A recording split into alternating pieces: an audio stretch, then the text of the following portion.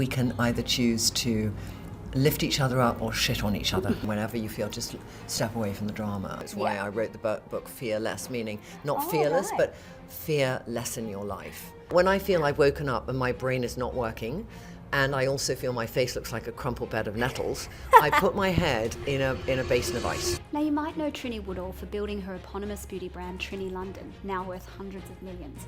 Or maybe for her hilarious take on style and beauty on social media. But what she's really mastered is how to back herself. In this episode of Beautiful Inside by Beauticate, we explore what business, reinvention, and life's challenges have taught her. Having navigated addiction in her 20s, profound personal loss, and the challenges of raising her daughter solo while building a global cosmetics brand, Trinny's perspective is shaped by real experience, not just success. We talk about having the chutzpah to thrive in often male-dominated spaces, why she rejects the idea of imposter syndrome in favour of learning your way into the room. We also discuss why women have a choice to either lift each other up or get pulled into the drama.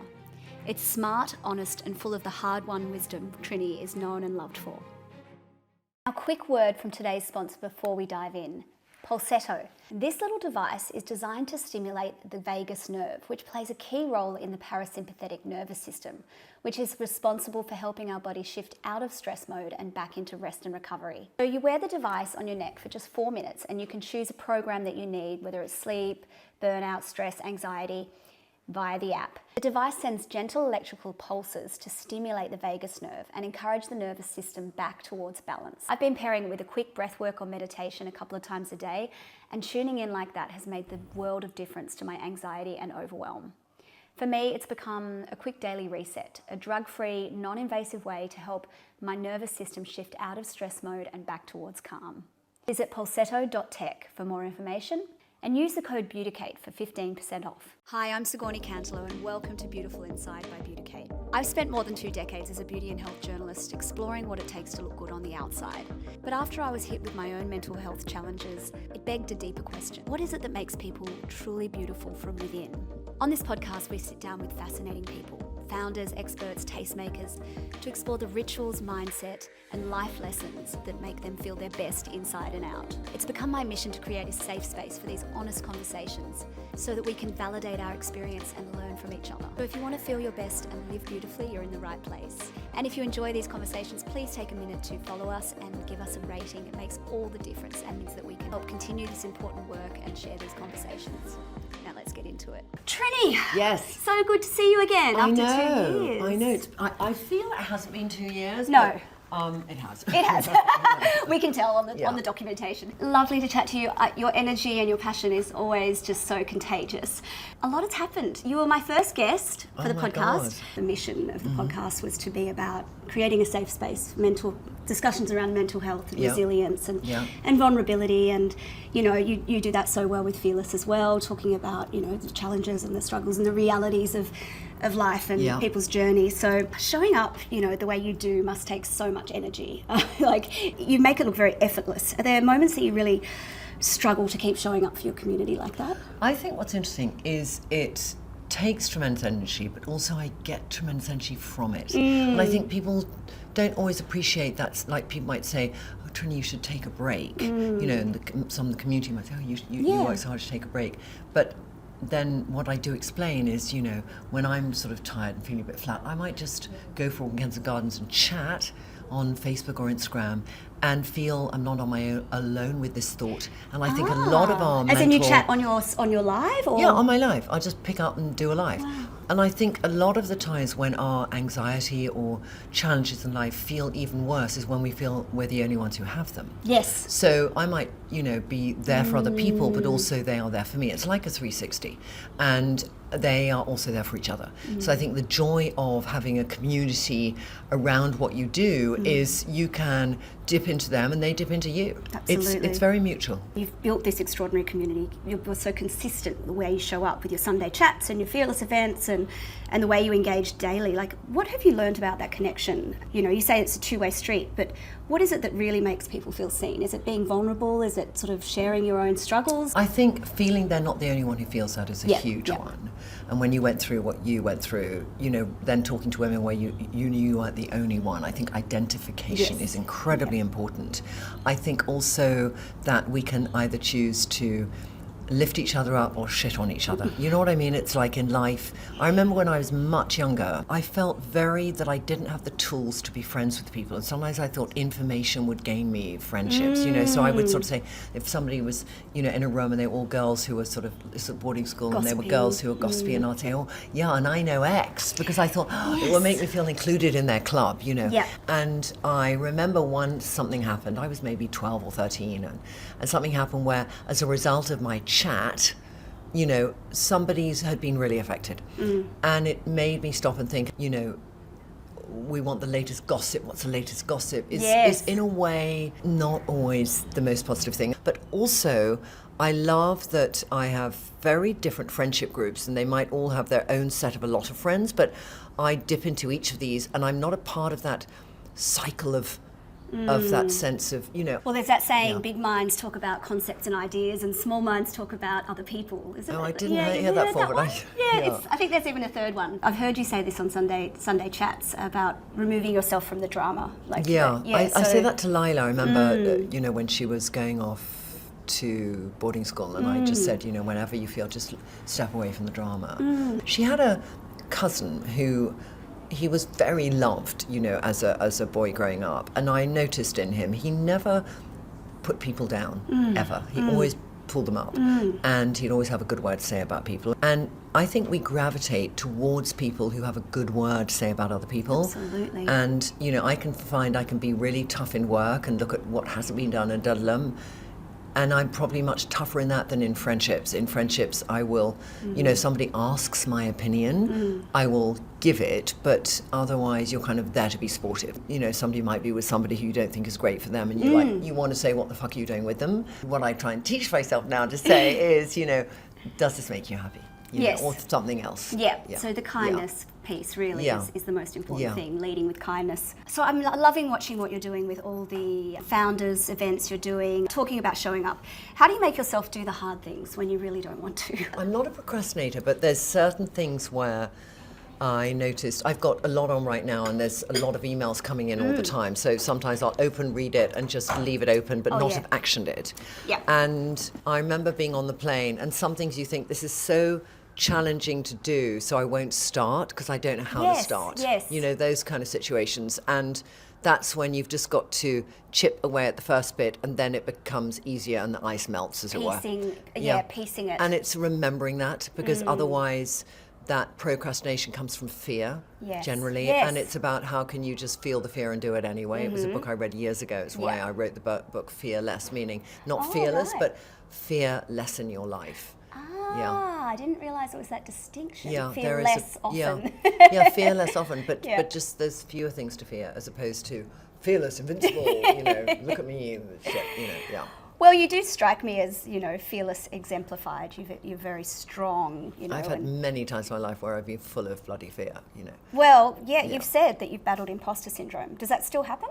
I think that I hate the word imposter syndrome. I find it was a word actually invented by a man, but I think the word imposter syndrome denotes that you don't feel the right to be in the room. Right. And I think that if ever a woman feels that, it's either because she hasn't got the knowledge of what the people are talking about in the room, so she feels she doesn't have the right to be there. And my thing is, then go and learn it.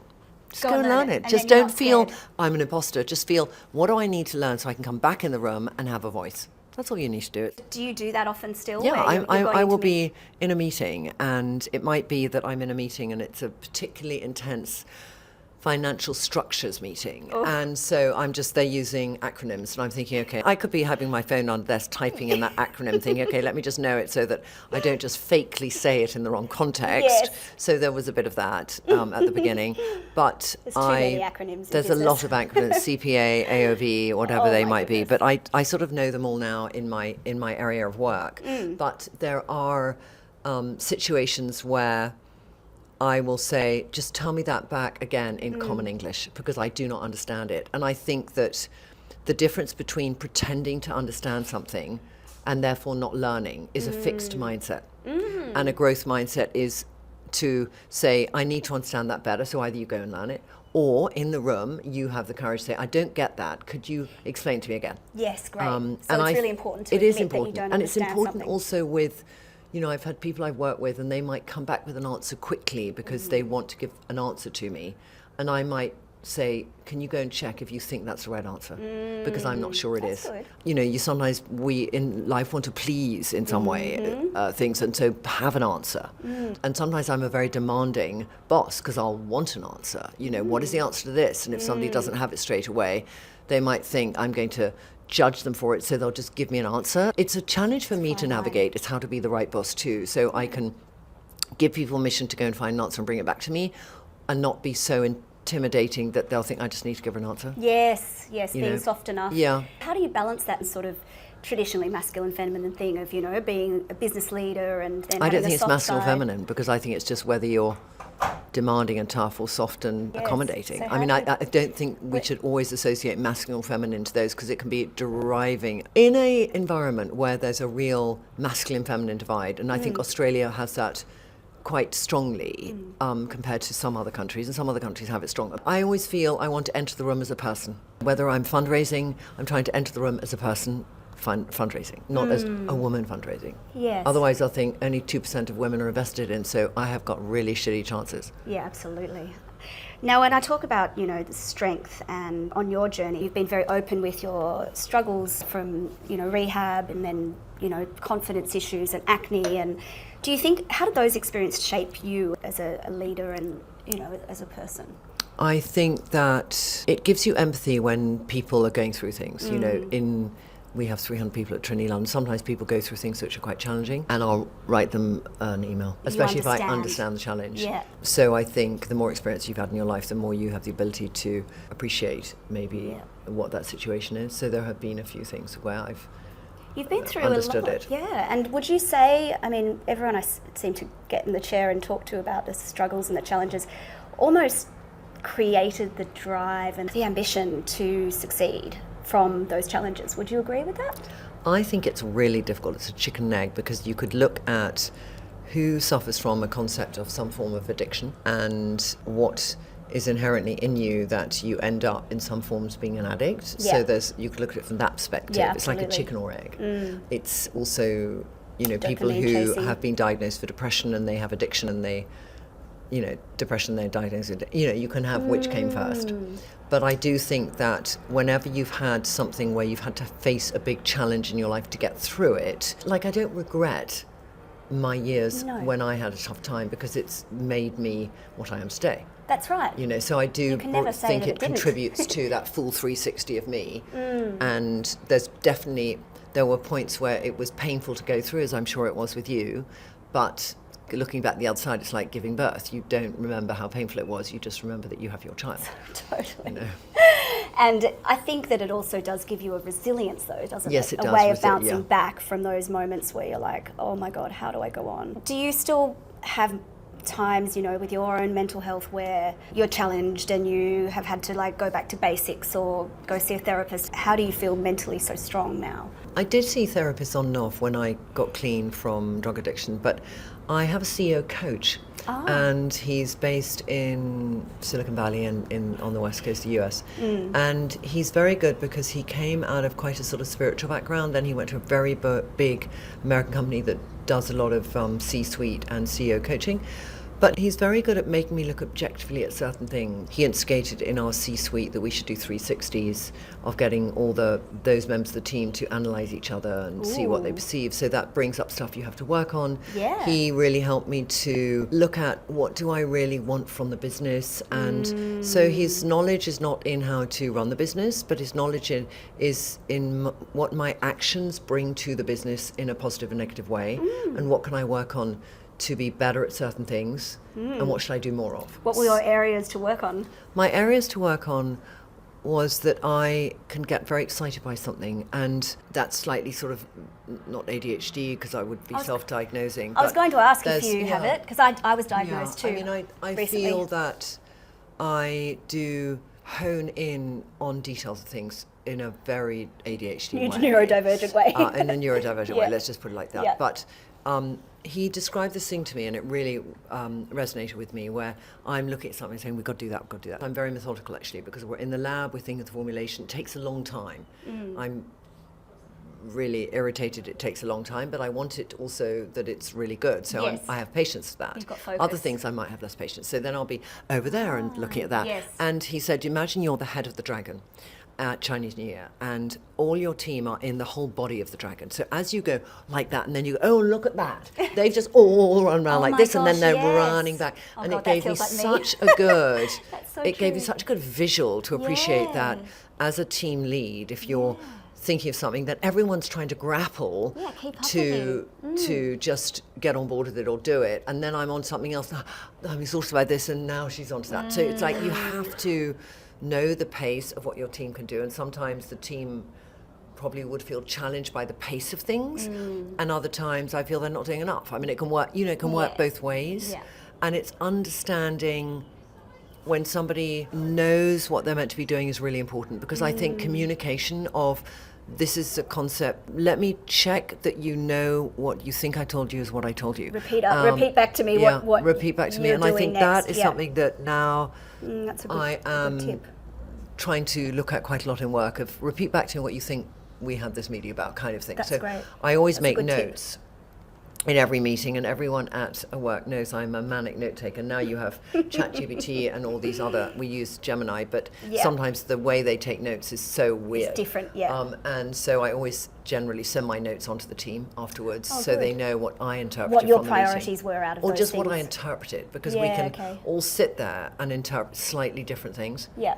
And then I always remember this thing somebody told me years ago, which is when you're in a situation, you remember 100%. That evening, you remember 90. The following week, you remember 70. And a month later, you might remember 40%.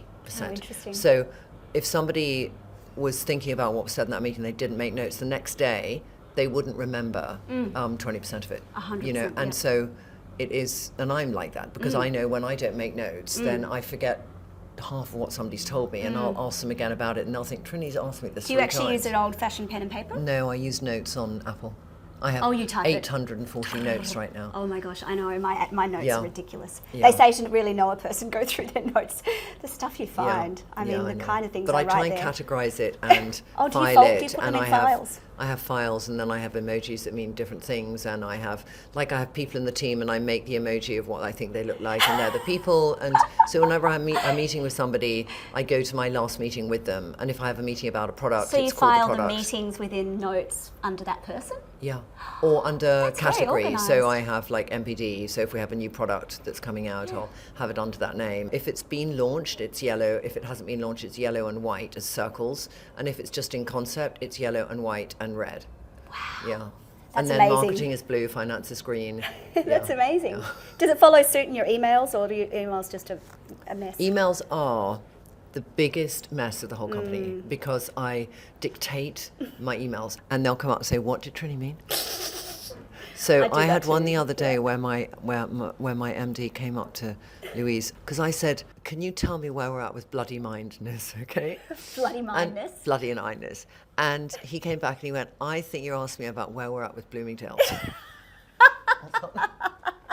So I was going to New York, and I knew they'd been in touch with me, and So I do said, you "Where are use we at Siri? with Do them?" you say, "Hey Siri," or do you go onto your emails and? No, I then- just go onto the microphone, whatever application yeah. I'm in, and then I dictate. Oh, there it is. Yeah. I didn't know about that. Yeah, Okay, I need okay.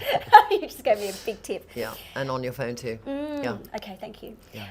So with founders, startup business, what advice do you give around social media and how important it is for them to show themselves? I think different businesses, it's important, and Yeah. others it's not. So Yeah.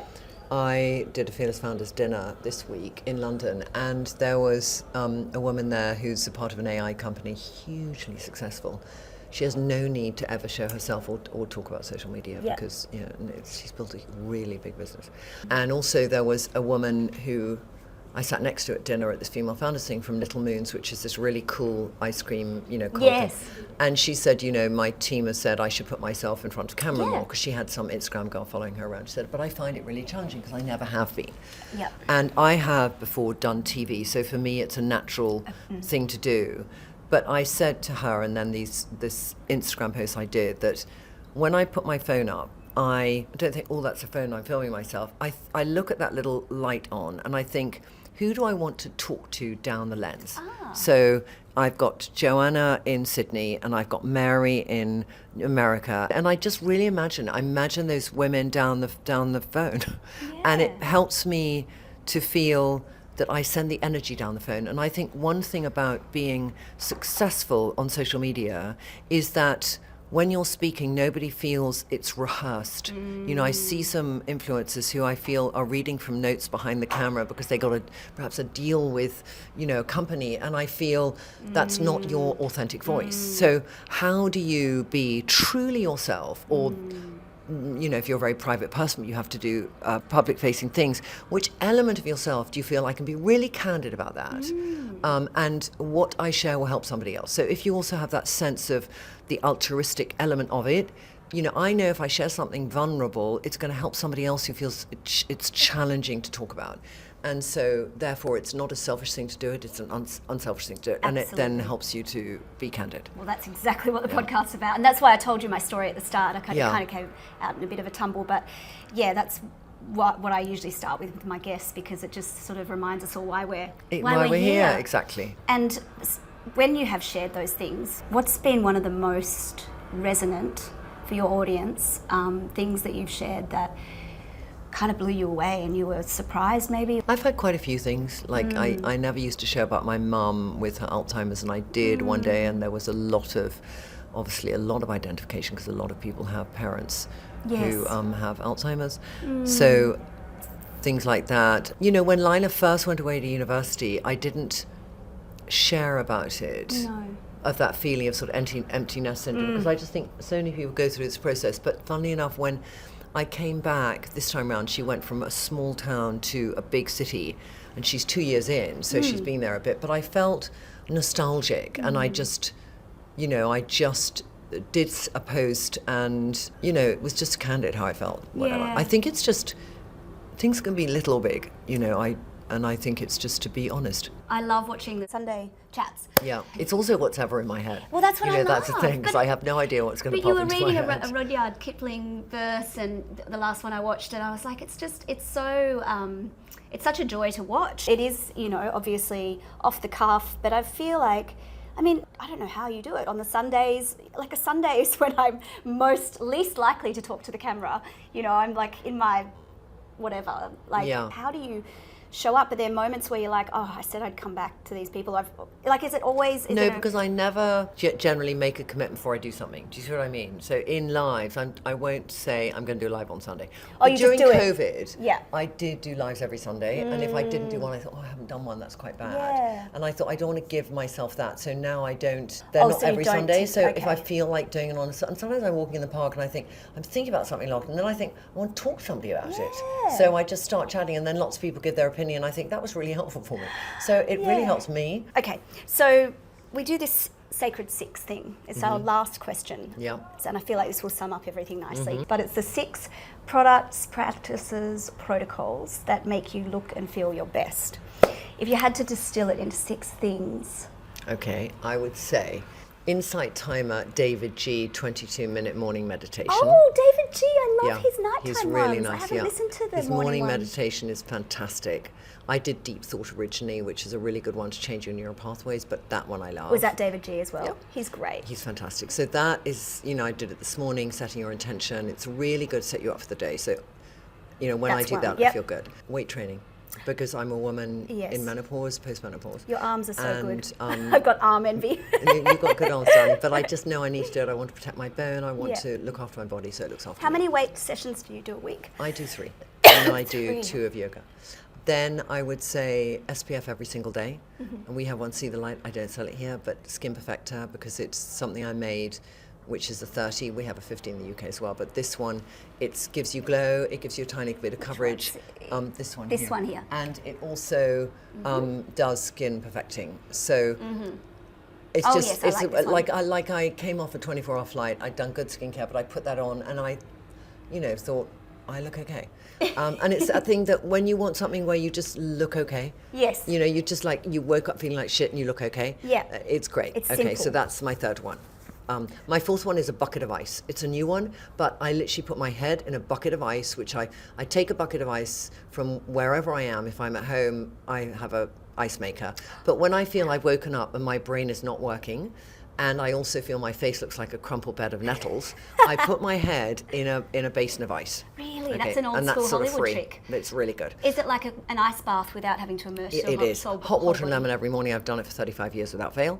That's 5. I would say, probably if I'm adding in my own stuff here, I would say Elixir, because it's a product I made that's that sort of luxury thing you didn't know you needed, which actually is incredibly good to repair skin damage. And it's a most magical thing, and anyone who buys it, it's like more than a serum. I haven't used it. And Which one's it's called that? Take Back Time Elixir. And I have it everywhere. I literally have it in my handbag. So that's 7.